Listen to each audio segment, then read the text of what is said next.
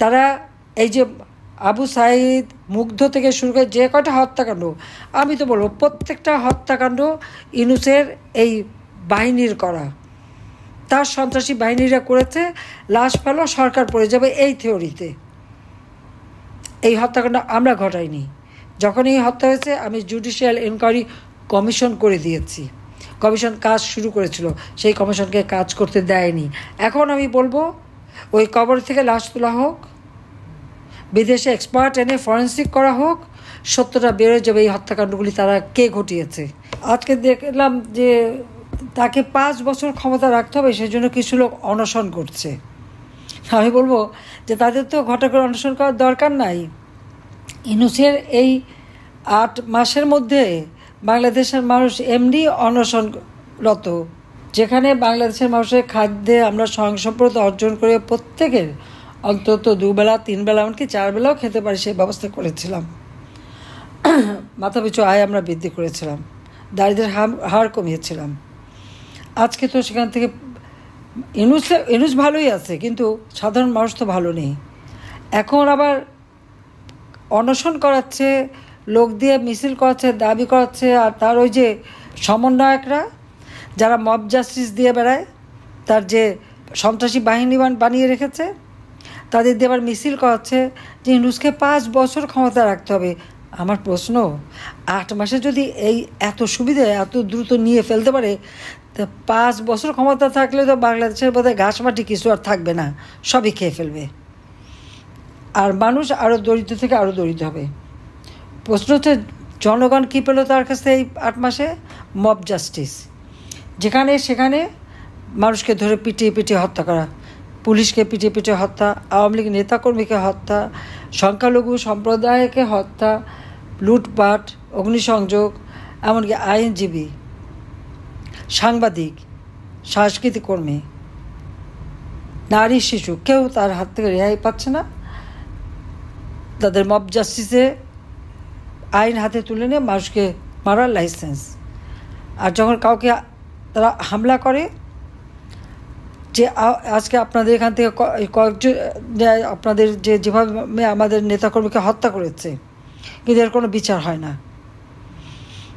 উল্টো যদি নালিশ করতে গেলে যে আঘাতপ্রাপ্ত তাকেই অ্যারেস্ট করে, আর যারা করে তাদের কোনো কিছু বলে না। আইনের শাসন নাই, বিচার নেই, কিচ্ছু নেই। বিচার ব্যবস্থা সম্পূর্ণ ধ্বংস। সেখানেও ইউনূস বাহিনী মব জাস্টিস দেখিয়েছে। প্রধান বিচারপতিকে তার বাড়িঘর আক্রমণ করে তাকে পদত্যাগ করানো, এবং সেখানে আর এই মব জাস্টিস করলে সেখানে কেউ যদি তাদের বিরুদ্ধে নালিশ করতে যায়, তাহলে ওই যে ডেভিল হান্টিংয়ের নামে তাদেরকে গ্রেপ্তার করা, নির্যাতন করা, বিনা বিচারে বিনা দোষে মামলা দিয়ে হয়রানি করা। এটাই তো সাধারণ মানুষ পাচ্ছে। আজকে নারী শিশু ধর্ষণ, বাড়ি বাড়ি লুটপাট, মনে হয় যেন এটা একেবারে খুব সহজ একটা ব্যাপার হয়ে গেছে। যে কোনো সময় যে কোনো বাড়িতে ঢুকেই হ্যাঁ আমরা আসছি, আমরা সমন্বয়ক, বাস লুটপাট শুরু হয়ে গেল।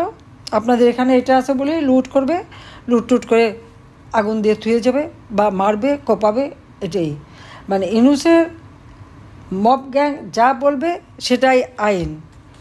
এখানে আর কোনো আইনের কোনো ধারা নাই, আইনের কিছুই নাই। এটাই অবস্থা। আসামি পক্ষ কোনো আইনজীবী দাঁড়াতে পারবে না, আইনজীবী তার দায়িত্ব পালন করতে পারে না, এবং কোনো আইনজীবী যদি দাঁড়ায় তার উপরে হামলা হয়। আজকে যাদেরকে মিথ্যা মামলা দিয়ে আওয়ামী লীগের নেতা কর্মী তাদেরকে গ্রেপ্তার করা হয়েছে, সংখ্যালঘু সম্প্রদায় থেকে শুরু করে আমাদের আইনজীবী, সাংবাদিক, পেশাজীবী, একের পর এক গ্রেপ্তার। 14 দলীয় নেতৃবৃন্দ, তাদেরকে গ্রেপ্তার করা হচ্ছে। তাদের পক্ষে কেউ দাঁড়াতে পারবে না, কোনো আইনজীবী।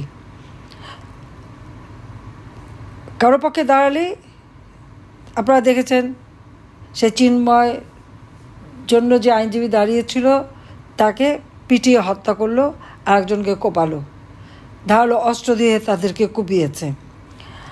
এমনকি বার কাউন্সিলের যে পরীক্ষা হয় সেখানে ইতিমধ্যেই তারা আওয়ামী লীগ বা মুক্তিযোদ্ধা পরিবার কেউ কোনো আইনজীবী ওখানে বারের জন্য পরীক্ষা দিতে পারবে না। শুধুমাত্র জামাত, ওই হিজবুত তাহরির, বিএনপি তারাই দিতে পারবে, আর কেউ দিতে পারবে না। এটা হলো বৈষম্যহীনতা, এর নাম হলো বৈষম্যহীন। সেই বৈষম্যহীনতা এখানেও দেখাচ্ছে। আমাদের 93 জন আইনজীবী যারা আমাদের নেতা কর্মীদের পাশে দাঁড়িয়েছিল, একই দিনে তাদেরকে গ্রেপ্তার করলো। আমি জানি না পৃথিবীতে এরকম কোনো ঘটনা আর কোথাও ঘটেছে কিনা। ইউনূস সাহেব ক্ষমতা এসে যেটা করে দেখালেন, রাজনৈতিক নেতাদের কোর্টে যখন আনা নেওয়া হয় তখন তাদের উপরে হামলা করা হয়। যেখানে পুলিশ পহরায় নিয়ে আসে সেখানে হামলা করে কিভাবে? কারো ঘাড় ভেঙে দিচ্ছে, কারো পা ভেঙে দিচ্ছে, তাদের উপরে জুলুম করছে, কাউকে ডিম ছুঁড়ে মারছে, তার উপরে তার অত্যাচার। এমনকি যেখানে বিচারপতি, সাংবাদিক, সাংস্কৃতিক কর্মী, ব্যবসায়ী, সকল বন্দীদের উপর এই নিদারুণ নির্যাতন চলছে। জেলখানার ভিতরে কোনো বিনা কারণ ছাড়া সেলের ভিতরে রেখে দেওয়া হচ্ছে, শীতের মধ্যে তাদের ফ্লোরে রাখা হচ্ছে, অসুস্থ হাসপাতাল থেকে নিয়ে আসছে তাকেও ফ্লোরে রাখা হচ্ছে, নানাভাবে এই নির্যাতন চালাচ্ছে। ইউনূস বাহিনীর মব গ্যাং সাধারণ মানুষের ঘরবাড়ি ধ্বংস করে দিচ্ছে, লুটপাট করে যাচ্ছে। সেখানে তাদের মাছের খামার, মুরগির খামার, গরুর খামার, বাগান, পুকুরের মাছ কোনো কিছুই থাকছে না, সব লুটে নিচ্ছে।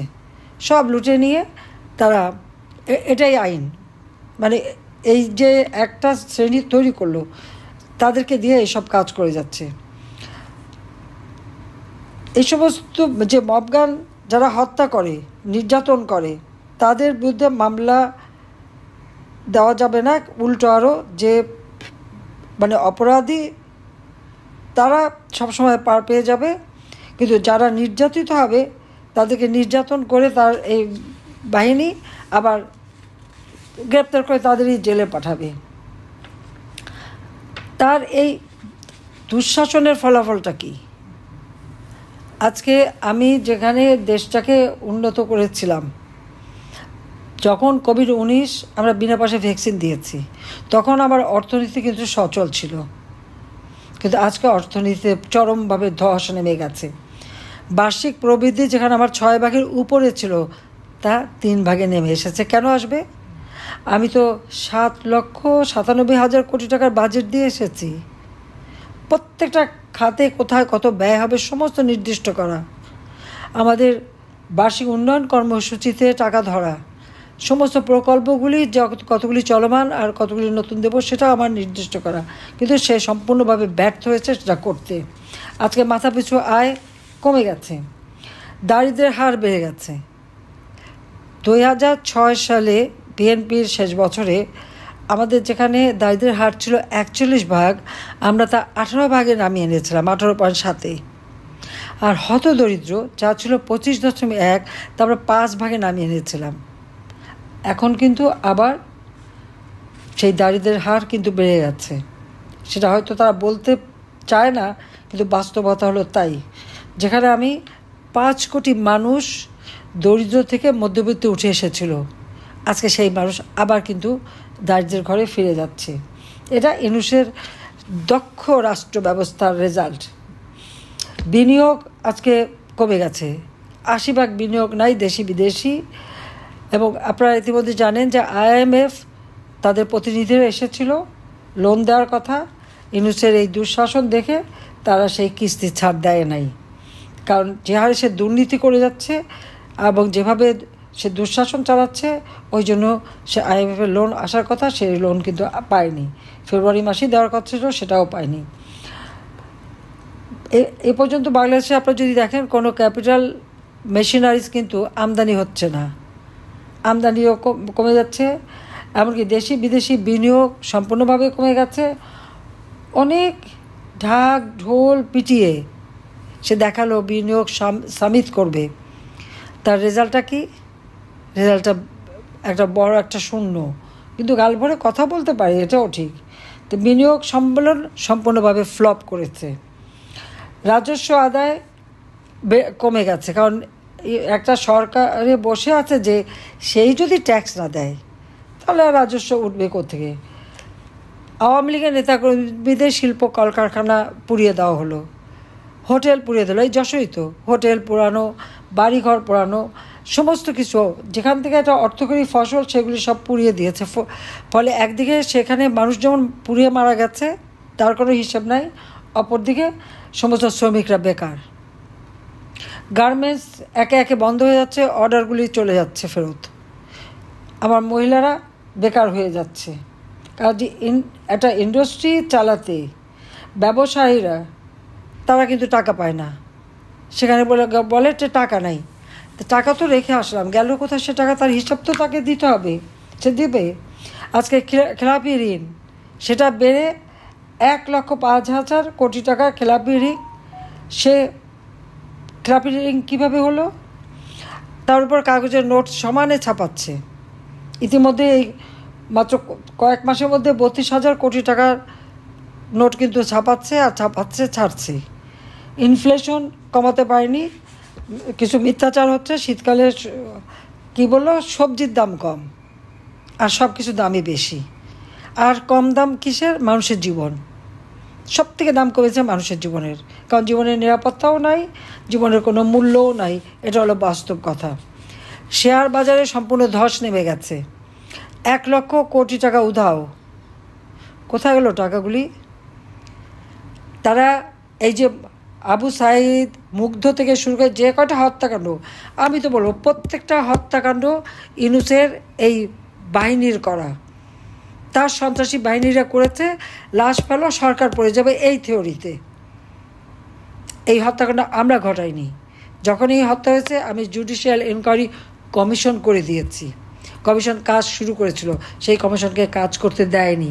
এখন আমি বলবো ওই কবর থেকে লাশ তোলা হোক, বিদেশে এক্সপার্ট এনে ফরেন্সিক করা হোক, সত্যটা বেরোয় যাবে এই হত্যাকাণ্ডগুলি তারা কে ঘটিয়েছে। প্রত্যেকটা হত্যাকাণ্ডের দায় দায়িত্ব ইউনূসকে দিতে হবে। যত ছাত্র হত্যা যা করবে, আমাদের মামলা তো দিয়ে যাচ্ছে। আমার তো 350 প্রায় 350 মতন আমার বিরুদ্ধে মামলা, আর অগণিত নেতাকর্মী সবার বিরুদ্ধে মামলা। এমনকি আমাদের ছেলে মেয়ে, রেহানার বাচ্চারা কাউকে বাদ দিচ্ছে না, সবার বিরুদ্ধে মামলা দিয়ে যাচ্ছে, আর নিজের মামলা সব তুলে নিয়েছে। কাজে 8 মাসে ইউনূস যা কামাই করে নিল, আর যত ব্যবসা বাণিজ্য নিয়ে এলো, আর তার থাকার দরকার আছে বলে আমরা মনে করি না। এখন সে যত তাড়াতাড়ি যায়, বাংলাদেশের মানুষ হাত ছেড়ে বাঁচে, রেহাই পায়, বাংলাদেশের মানুষের শান্তি ফিরে আসে। এবং এর জন্য আমাদের আওয়ামী লীগ, তারা বলছে আওয়ামী লীগ আর কি ধ্বংস হয়ে যাবে। আওয়ামী লীগ ভেসে আসেনি। আওয়ামী লীগ কারো পরগাছা না, আওয়ামী লীগের শিকড় অনেক বেশি শক্তিশালী। এই মাটি মানুষের জন্য আওয়ামী লীগ সৃষ্টি। ছাত্রলীগ সেই 48 সালে ভাষা আন্দোলন থেকে যার সৃষ্টি, আর আওয়ামী লীগ 49 সালে এই দেশের স্বাধীনতা অর্জন থেকে শুরু করে অর্থনৈতিক উন্নয়ন, আজকে আমরা যে উন্নয়নশীল দেশের মর্যাদা পেয়েছি, এটা কিন্তু আওয়ামী লীগের আমলেই হয়েছে। কাজে আওয়ামী লীগ দেশের মানুষের জন্যই কাজ করেছে। কাজে আওয়ামী লীগকে এত মেরে ধরে শেষ করে দেবে, এটা হয় না। আওয়ামী লীগের যেখানে আছেন প্রত্যেকে, এবং মুক্তিযোদ্ধারা সকলে যার যা কিছু আছে যেভাবে আছেন সেইভাবে সকলকে রুখে দাঁড়াতে হবে। এবং এই একটা ফ্যাসিস্ট, ক্ষমতালোভী, অর্থলোভী, খুনি ইউনূসের বিচার করতে হবে। আমাদের হাজার হাজার মানুষ হত্যা করেছে, পুলিশ হত্যা করেছে, তার বিচার একদিন ইনশাল্লাহ হবে। এবং যেভাবে নির্যাতন করে করে মেরেছে, যে নারী ধর্ষণ, শিশু ধর্ষণ প্রতিদিন, কেউ কথা বলতে পারবে না। সমস্ত মিডিয়া তো তার কন্ট্রোলে, কেউ কথা বললেই পড়াবে, নয়তো জেলে দেবে, নয়তো মারবে। কি সুন্দর দেশ চালাচ্ছে, কেউ কথা বলতে পারবে না, কথা বলার স্বাধীনতা নাই, মত প্রকাশের স্বাধীনতা নাই, মানে নিরাপদে চলার সুযোগ নেই, শান্তিতে ঘরে ঘুমাবার সুযোগ নেই। যখন তখন বাড়িতে ঢুকে ডাকাতি, যখন তখন মারা, রাস্তার মধ্যে হেঁটে গেলেও সেখানে। তো এই অবস্থা থেকে পরিত্রাণ পেতে হলে যার যা কিছু আছে তাই নিয়ে প্রস্তুত হয়ে যে যেভাবে পারেন সেখানেই প্রতিরোধ গড়ে তোলেন। নইলে এই দুর্বৃত্তের হাত থেকে দেশকে মুক্ত করা যাবে না। বাংলাদেশ আমরা স্বাধীন করেছি, মুক্তিযুদ্ধের চেতনা বাংলাদেশ, অসাম্প্রদায়িক চেতনার উন্নত সমৃদ্ধ বাংলাদেশ হিসেবে আমরা ইনশাল্লাহ গড়ে তুলব। এটাই আমাদের প্রতিজ্ঞা। সবাই ভালো থাকেন, সুস্থ থাকেন। খোদা হাফেজ। জয় বাংলা, জয় বঙ্গবন্ধু। বাংলাদেশ চিরজীবী হোক। আবার দেখা হবে।